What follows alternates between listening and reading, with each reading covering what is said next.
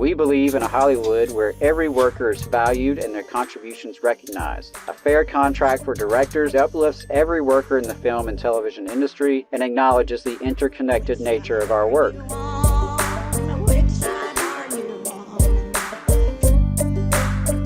An update on the WGA strike. Adam Conover did an interview on the Majority Report yesterday. It's a good interview, very informative. And he said that, they're into week 5 now, week 5 of the strike. Sam mentioned that in 2007 or 2008, when the last writer's strike happened, it lasted for 3 months. And, back then, the level of solidarity, even within the writers' union, much less between the writers' union and other entertainment unions or other unions generally, was not as high as it is today. And so this really has the capacity to turn into a long drawn-out fight. If you are, that we do have a few listeners from, Los Angeles and New York. So if you are in one of those areas, then you can go to the WGA website and check out their list of picket lines. You can also donate to, there's like an entertainment workers fund for workers that are put out of work by the strike, but that are not striking, if that makes sense, right? Because because of the writing not happening, there are going to be some other people that are not going to be able to work, and they're not striking. And so the WGA has a fund for those people. Since they're not getting strike benefit checks, they're going to be getting checks from this fund. So the WGA has raised $1 million in that fund, and so if you want to donate, then you can do that. I think that's on their website as well. By the time this clip comes out, and I do want to, and I'll ask Joe to, break this up with the results when the clip comes out. But in a couple of days, on June 5th, the Actors Union is going to be announcing the results of their strike authorization vote, which is going to be very important.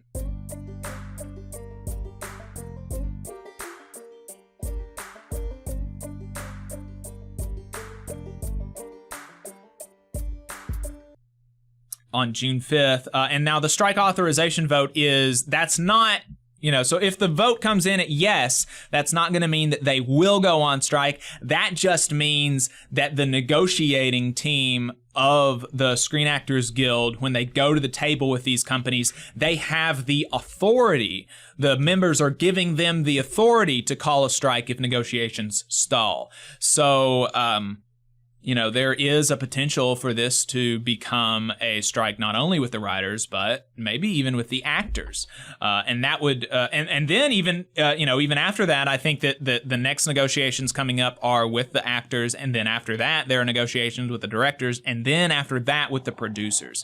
And I think all of them are happening this year before 2024, if I remember correctly. So, this could turn into a pretty big thing and just totally shut down Hollywood. So we'll see what happens there. But yeah, keep an eye out. June 5th is when the actors are going to be announcing their strike authorization vote.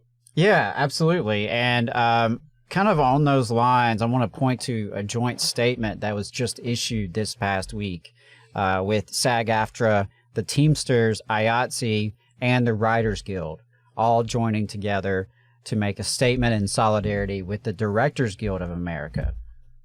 So from the joint statement, as the Directors Guild of America's negotiations with the Alliance of Motion Picture and Television Producers, AMPTP, enter their final scheduled week, the International Alliance of Theatrical Stage Employees, the Teamsters, Hollywood Basic Crafts, Teamsters Local 399, IBEW Local 40, LIONA Local 724, OPC-MIA, Local 755, and UA, Local 78, the Writers Guild of America East, the Writers Guild of America West, and the Screen Actors Guild, American Federation of Television and Radio Artists, stand alongside our sisters, brothers, and kin in the DGA in their pursuit of a fair contract. We believe in a Hollywood where every worker is valued and their contributions recognized, whether their labor is on or off screen. A fair contract for directors does not benefit just a select few. It uplifts every worker in the film and television industry and acknowledges the interconnected nature of our work. We call on the AMPTP to immediately negotiate a fair agreement that addresses the Directors Guild of America's unique priorities in good faith. As eyes around the world again turn towards the negotiation table, we send a clear message to the AMPTP. Our solidarity is not to be underestimated. The Hollywood guilds and unions stand united, and we stand strong. And it, again, signed by the president of IATSE, the president of WGA East, the president of WGA West, National Executive Director and Chief Negotiator of SAG-AFTRA, and Lindsay Doherty, who is Teamsters Vice President out in Hollywood. So really think that's important that these unions are joining together and really coordinating and trying to help each other out through these struggles and these, negotiations that are happening back to back. But it's not just in Hollywood. I want to point that out as well. And this comes from an article actually by the Hollywood Reporter, interestingly enough. Of course, this being an entertainment strike, entertainment industry news is sort of following it a little bit. So an article came out this week with the Hollywood Reporter about a WGA picket shutting down the Atlanta production of a Peacock show called Hysteria. And the action marks the first time union members have stopped a production in Georgia so far. So this was written by Rick Porter, who wrote, "The Writers Guild of America has opened a new front and its targeted pickets of TV and movie productions, Georgia. Striking writers on Wednesday picketed outside sound stages in Atlanta, where Peacock's upcoming series Hysteria is in production. The action is the first time striking writers and their allies have used targeted pickets to shut down filming in Georgia. Sources confirm that production on Hysteria, which is a 1980s set thriller set against the backdrop of that decade's satanic panic, has hit pause, though it's not clear for how long. 5 weeks into the strike, the Guild has shifted its strategy somewhat to encompass both the targeted actions against productions and pickets outside studio lots and corporate offices in Los Angeles and New York. We want to disrupt as much as we can," veteran showrunner and WGA East strike captain Warren Late told The Hollywood Reporter. "The Guild realizes that this is a pretty powerful thing. If the whole point is to empty the programming pipeline, the AMPTP knows they have to come back to the bargaining table.